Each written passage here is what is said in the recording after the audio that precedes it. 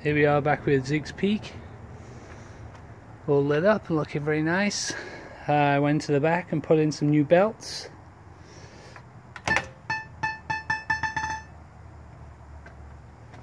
And let's see what happens. Oh baby. There we go. I can only do this one-handed. Whoa, whoa. How to do it one-handed.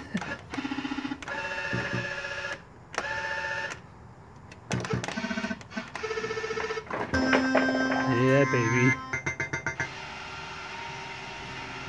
Now, I don't know if there's supposed to be more music playing while the game's going, like in the background or not. I noticed when I reseated the connectors. Uh-oh, what's happening? It's saying, hurry up or I'm gonna dump your ball.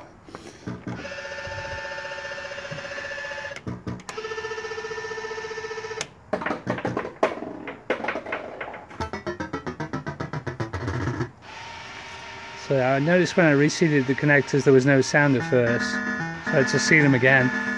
So I don't know, maybe one of you guys can tell me. Is that working exactly the way it's supposed to? Still needs a good clean, but it certainly looks like it's working to me.